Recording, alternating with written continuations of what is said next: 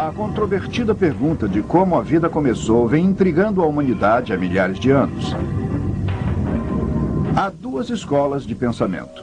Uma ideia é a de que Deus é o criador da natureza, o criador e o governante do universo que criou cada espécie de vida existente na Terra com uma intenção deliberada.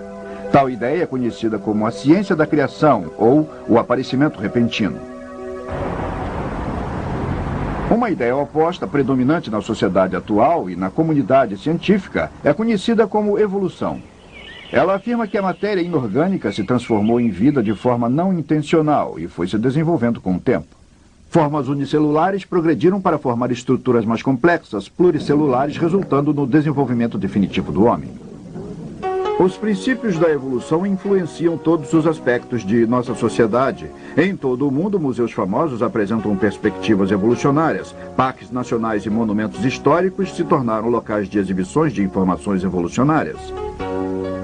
Revistas científicas, publicações geográficas e de história natural, livros infantis e programas de televisão apresentam a evolução ao público como um fato.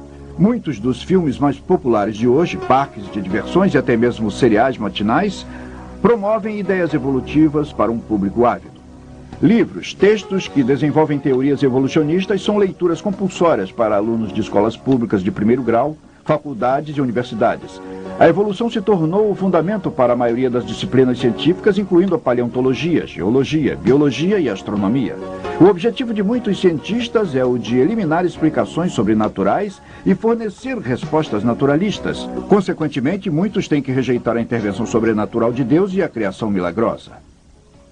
Carol Matriciana, nascida e criada na Índia, é autora de Deuses da Nova Era e coautora do livro A Conspiração da Evolução, um salto quântico para a nova era. Há alguns cientistas que acreditam num Deus criador.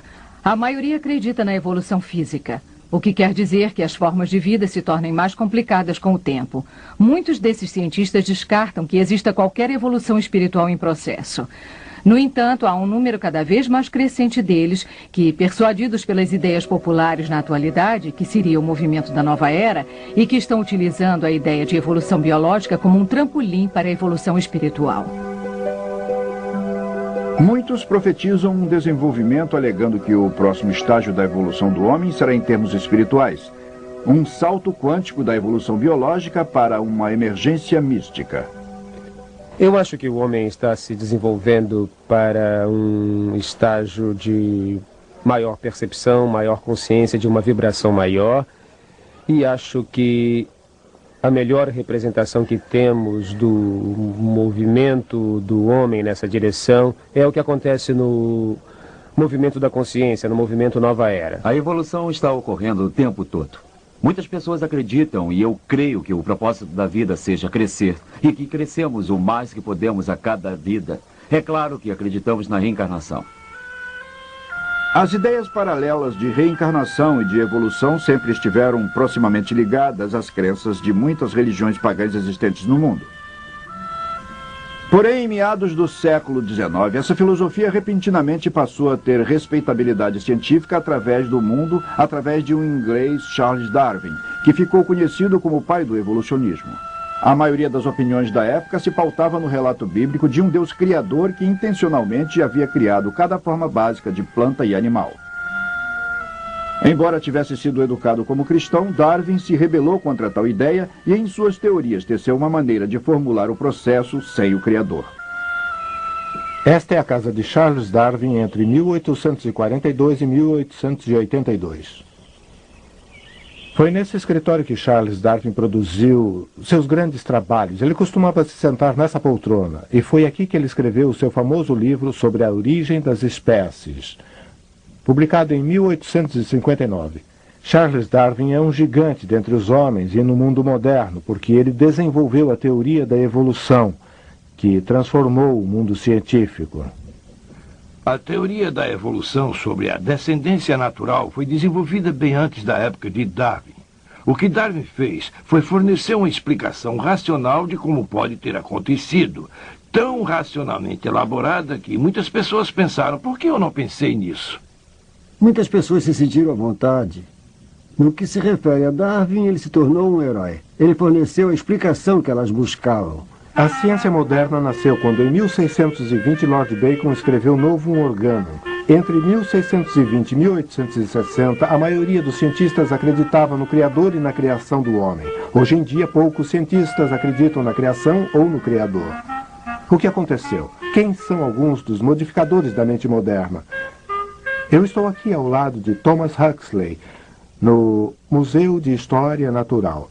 Ele foi chamado de o Bulldog de Darwin, porque ele pegou a teoria de Darwin e fez uma apresentação substancial da mesma. Huxley acreditava que podemos explicar tudo na natureza independentemente do Criador através de simples leis naturais. Nós temos que lembrar que, afinal, o criacionismo era aquilo em que todos nós acreditávamos há poucos anos e o criacionismo foi destituído na comunidade científica pelo pensamento evolucionista. Acontece que o pensamento de Darwin foi considerado como blasfêmia pelo cidadão comum na Inglaterra naquela época. Karl Marx, ateu e criador do comunismo, ficou encantado em encontrar um racionalismo científico na teoria da evolução que ele alega ter dado validade à sua nova filosofia.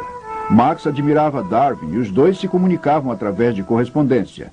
Em agradecimento, Marx até tentou dedicar sua grande obra, a Teia, o Capital, a Darwin. Havia comentários na época, e Karl Marx era um deles, que viam a teoria de Darwin fornecendo credibilidade científica ao que previamente era uma mera filosofia. A filosofia do socialismo, a filosofia do comunismo, todas se tornaram cientificamente acreditadas com a teoria de Darwin. Roger Oakland é um ex-evolucionista, professor de biologia e coautor do livro A Conspiração da Evolução, um salto quântico para a nova era. Quando o comunismo tomou conta da província de Yulin, na China, a população inteira foi forçada a assistir aulas de propaganda comunista. A primeira lição não era dada com palavras de sabedoria de Lenin ou de Stalin, mas um curso básico sobre a evolução darwiniana. Quando um de meus ex-alunos abraçou o comunismo e foi levado a Moscou para treinamento, o que acha que lhe ensinaram? Lenin, Marx? Não. Durante 2 anos ele foi para uma biblioteca onde lhe ensinaram apenas o evolucionismo, identificando-o como a base para o comunismo. Sem o evolucionismo não pode haver marxismo, nem leninismo, nem mesmo humanismo. A não ser que o universo tenha criado a si próprio, a não ser que o homem seja Deus, a não ser que não haja criador, nenhuma dessas filosofias poderiam ser sustentadas. As pessoas que vislumbraram o conceito da evolução, começando por Charles Darwin, e até mesmo antes dele, surgiram com a ideia que começa com o vácuo. Então houve uma explosão nesse vácuo, chamada de o Big Bang, que criou a galáxia da Via Láctea com cerca de 200 bilhões de astros, todos circulando com uma precisão coordenada, resultante de tal explosão. E chegamos até o homem, sem a interferência de Deus, em nenhum passo desse caminho. É assim que é ensinado em todas as nossas escolas públicas hoje em dia. Todo o propósito de Darwin era o de explicar a vida sem um projeto de finalidade, sem a necessidade de um criador, simplesmente através de mecanismos ou de processos naturais. Luther Sunderland, ex-engenheiro aeroespacial e autor do livro O Enigma de Darwin. Mas o que é essa explicação materialista ou natural para a evolução? Ela diz que nos primórdios da Terra, nos oceanos, alguns elementos químicos se uniram e formaram espontaneamente a primeira célula viva.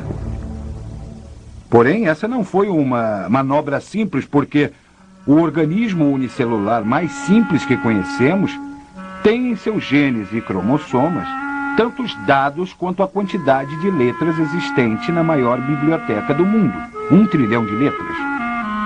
Nenhuma forma no mundo poderia organizar tantos dados assim através do acaso. A maioria das formas de vida são constituídas por bilhões dessas células complexas que mais uma vez se arrumaram numa ordenação perfeita. A impossibilidade matemática do corpo humano ser formado acidentalmente ultrapassa a lógica de uma explosão numa gráfica de impressão resultar numa formação de um dicionário. Nos dizem que a vida começou nesse caldo pré-biótico que era rico em toda espécie de compostos. Porém, estudos recentes feitos em rochas das mais antigas não apresentam provas de que tal caldo tenha realmente existido. O método científico deve ser baseado na capacidade de se observar e testar os fatos. E mesmo assim, o evolucionismo acredita que a matéria inorgânica de alguma forma se tornou viva. Ninguém viu isso acontecer. Não há exemplos de que isso aconteça hoje. Ainda assim, alegam que é fato. Além disso, ninguém jamais observou o desenvolvimento de uma forma de vida em outra forma de vida. Porém, os evolucionistas estão convencidos que em bilhões de anos no tempo, essas coisas podem acontecer. Estão vendo? Longos períodos de tempo se tornam um fator mágico. Suponhamos que alguém entre numa aula de ciências numa universidade, afirmando que seja possível que um verme se torne um homem em alguns segundos apenas. Vão rir dele e será posto para fora. Outra pessoa alega que um verme pode se transformar num homem num período de milhões e milhões de anos. E todos concordam. Como veem simplesmente ao entender o período do tempo. A ideia ridícula se torna aceita. E esta é a chave da evolução. Há apenas 120 anos, era amplamente aceita por todos a ideia de que a Terra seria relativamente jovem. Uma possibilidade indicava de 6 a 10 mil anos, baseados na genealogia bíblica. Hoje em dia, porém, os evolucionistas inventaram tabelas de tempo complexas, gastando bilhares de anos, especificamente criados para permitir um vasto período de tempo para que várias formas de vida se transformem em outras formas de vida. Ninguém sabe exatamente a idade da Terra, mas por mais tempo que se dê aos evolucionistas, isso não resolve o dilema de como exatamente a vida surgiu no universo. O Dr. John Morris, professor assistente de geologia do Instituto de Pesquisa de Criação na Califórnia. Há centenas de diferentes medidores através dos quais podemos avaliar a idade de uma rocha ou a idade da Terra, e quase todos eles parecem estimar idades jovens para todas essas coisas. Há, no entanto, uns 5 ou 6 deles que parecem estimar idades antigas. É interessante que meus colegas evolucionistas escolham sempre esses antigos. Tais datas foram substanciadas por métodos tendenciosos, como a avaliação da idade por radiomedição métrica. Apresentados como confiáveis, os resultados dessa avaliação são descartados se não concordarem com a de evolução pré-concebida da tabela de tempo. Se um cientista quer avaliar a idade de uma rocha, ele a leva para um laboratório com um formulário declarando a idade que acha que tal rocha possui, e isso lhes dá um alvo a ser obtido. E na máquina eles colocam esse alvo e continuam trabalhando até que consigam essa idade. Muitas vezes, quando lemos num livro que uma rocha foi estimada com a idade de tantos bilhões de anos, nós apenas assumimos que as pessoas que coletaram tais dados saibam do que estão falando. Mas esse não é o caso. Eu sei como é que se chega a tais dados. Até Darwin, muitos cientistas estavam de acordo com o relato bíblico de que os animais reproduziam sua própria espécie. Porém, à medida que a perspectiva evolucionista teve mais aceitação, os cientistas foram pressionados a provar a hipótese de Darwin e explicar como as formas de vida possam ter se transformado de uma forma de vida para outra. Agora nos dizem que a evolução acontece em virtude de danos causados por influências externas, tais como raios cósmicos, que faz com que as células cometam erros e chamam isso de mutação. E gradualmente um organismo irá se transformando num outro organismo, desde os unicelulares a invertebrados, como os moluscos e estrelas do mar, então os peixes vertebrados, os anfíbios, os répteis, as aves, os mamíferos e finalmente o homem. E cá estamos nós agora, o produto de bilhões de erros. Os cientistas sabem que o código genético evita que uma forma de vida se transforme em outra. Então eles especulam que mutações ou danos ao DNA devam ser responsáveis pelos processos evolutivos. Eles acreditam nisso, apesar das provas observáveis de que nenhuma das espécies tenha sido resultante de uma mutação. A mutação é sempre nociva. Pode haver pequenas adaptações numa determinada espécie, mas de nenhuma forma há possibilidade de transformação de um animal em outro. Se a evolução tivesse realmente acontecido, deveríamos ser capazes de ver as provas disso em registros antigos. Afinal, é o registro do passado. Porém, se olharmos com atenção os registros do passado, veremos que não há registro algum de um animal que tenha se transformado em outro. Não há formas de transição. Um de meus orientadores está trabalhando no campo da paleontologia e ele vem trabalhando na distribuição e registro de fósseis e ele afirma que que não foram encontradas formas intraespecíficas de transição, algo que o modelo da criação, obviamente, iria prever e pôde prever muito tempo antes de que essa pesquisa tivesse sido feita. Nós devíamos ver gatos, cães, devíamos ver gães e catos, devíamos ver a transição e não devíamos apenas vê-los como vemos agora. Mas isso não é impedimento para meus colegas evolucionistas. Eles argumentam que o registro histórico está repleto dessas formas transicionais. Há inúmeras formas transicionais. Realmente não há problemas em encontrar formas de transição. É realmente falso afirmar que não existam formas de transição. Há muitas formas de transição, mais até do que às vezes possamos lidar. Temos tantas formas de transição dentre os peixes que às vezes temos que recorrer à análise estatística para separar uma forma de outra. Então a afirmação de que não existem intermediários é simplesmente uma afirmação falsa. Durante a entrevista, vários desses proeminentes cientistas se contradisseram ao admitir que formas transitórias não foram encontradas e prosseguiram fornecendo desculpas para a falta de provas. O problema com as formas de transição é um problema que todos os paleontólogos honestos têm. O registro arqueológico é incompleto. É incompleto por causa da erosão que corrói as amostras. Uma das coisas que também dificultam um pouco mais o registro de fósseis é o período de fração decimal da evolução. Na verdade, é um breve período, não deixando muitas formas transitórias para trás. Vamos ao Museu Britânico de História Natural falar com o homem que escreveu o livro sobre evolucionismo, Dr. Colin Patterson. Eu escrevi ao Dr. Patterson perguntando por que ele não havia colocado uma única ilustração de alguma forma intermediária ou duelo de ligação em seu livro sobre evolução. Dr. Patterson, que agora tem cerca de 7 milhões de fósseis em seu museu, disse o seguinte ao responder à minha carta. Eu concordo inteiramente com seus comentários relativos à falta de ilustração de formas de evolução transitórias em meu livro. Se eu soubesse de algum fóssil ou de alguma forma viva, eu certamente teria incluído no mesmo. E adiante ele diz, e eu afirmo que não existe um só de tais fósseis através do qual alguém possa criar um argumento definitivo. Desde os tempos de Darwin, os evolucionistas têm buscado constantemente provas vitais contendo fósseis para fundamentar a ideia de que as formas de vida tenham se desenvolvido. Até mesmo Darwin admitiu que sua teoria seria uma especulação sem valor, sem a validação através de uma prova de fóssil do período de transição. Colaborando com os evolucionistas, companhias de petróleo escavaram poços através do mundo, examinando camadas da Terra a profundidades que atingiam 8 quilômetros. 2 milhões de fósseis na Terra, nenhuma só amostra de uma forma de transição foi descoberta. Ao longo dos anos, a pesquisa em geologia e arqueologia também falharam na produção de evidências que apoiassem as afirmações da teoria evolutiva. Na época de Darwin, não havia um único exemplo que pudesse ser classificado como sendo o elo perdido. Na verdade, foi apenas perto da época de sua morte que um fóssil de uma ave foi descoberto na Bulgária, eu acho. E chamava-se Archaeopteryx, e de todas as formas, seria o intermediário entre os répteis e as aves. Este foi o triunfo para sua hipótese. O Archaeopteryx, classificado hoje por muitos paleontólogos como apenas uma ave, não um intermediário entre um réptil e uma ave, foi a primeira de uma série de manobras enganadoras para promover ideias evolutivas. Os evolucionistas dataram e classificaram erroneamente tal ave extinta, assumindo que fosse o elo perdido entre répteis e aves.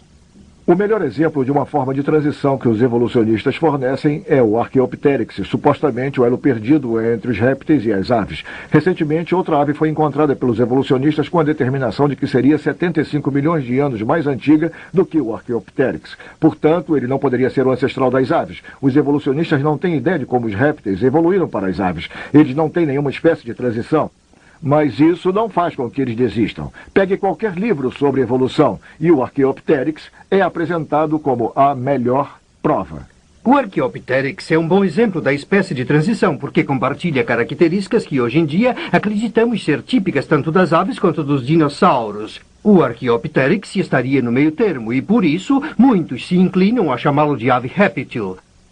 Da próxima vez que você comer um peru no dia de graças, poderá dizer que está comendo um dinossauro. Os répteis supostamente deverão ter transformado suas escamas em penas. Ora, uma escama num réptil é apenas uma camada na pele. Agora, como é que uma dobra na pele poderia ter se transformado no desenho entrecortado de uma pena? Nunca foi encontrado nada intermediário entre a camada de escama na pele de um réptil e as penas de uma ave.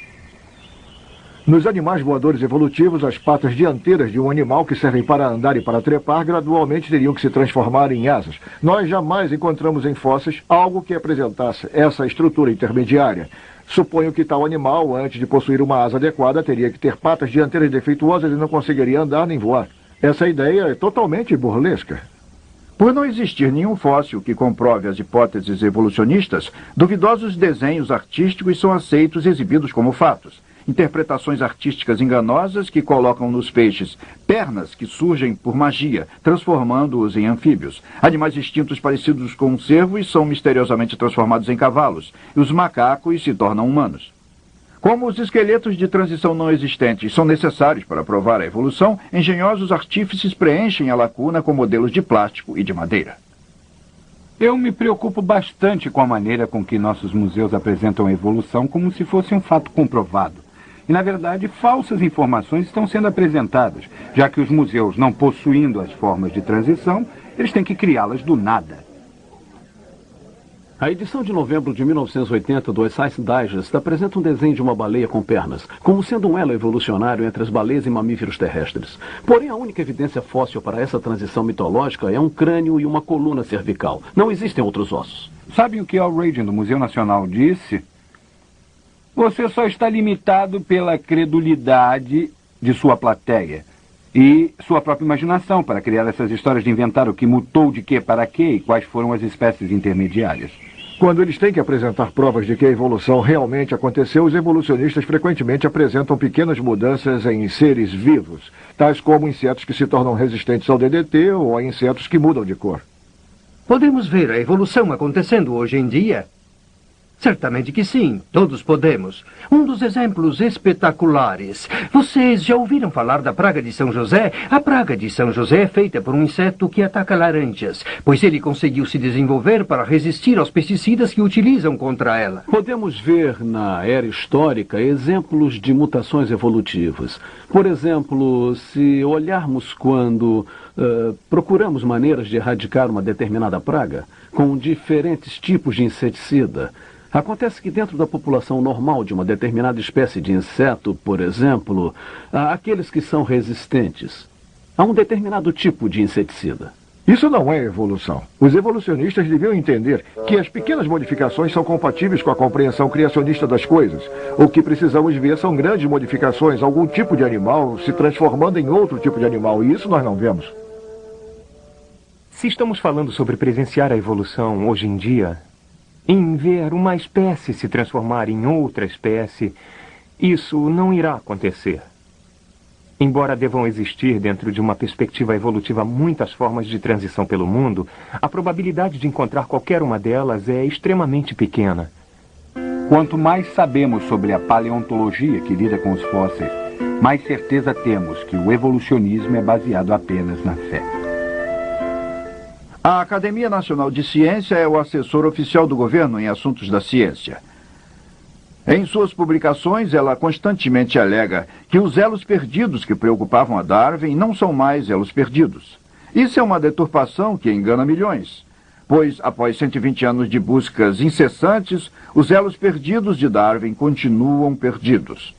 Apesar disso, tal academia e os evolucionistas continuam a perpetuar a teoria mítica de que o homem veio do macaco.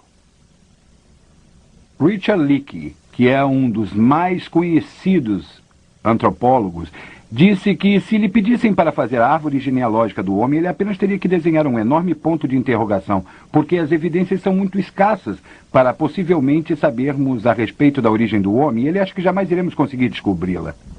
Para auxiliar as falsas ideias evolucionistas, desenhos artísticos ultrapassam as fronteiras da ética e, apesar de não terem base para a teoria macaco-homem, cientistas e artistas continuam a enganar o público com ilustrações parecendo reais, porém imaginárias. Tais artistas apresentam progressões naturais de macacos até os seres humanos e inventam sua cor de cabelo, tonalidade de pele e até mesmo expressões faciais, retiradas de nada mais do que um dente, um fragmento ósseo ou até mesmo prova alguma. A revista National Geographic, que não tenta esconder sua tendência evolucionista, admite que tais pegadas fossilizadas sejam idênticas às pegadas humanas. E assim os artistas tomam a liberdade de acomodar a teoria evolucionista e ilustram características de macacos para se encaixarem em criaturas com forma de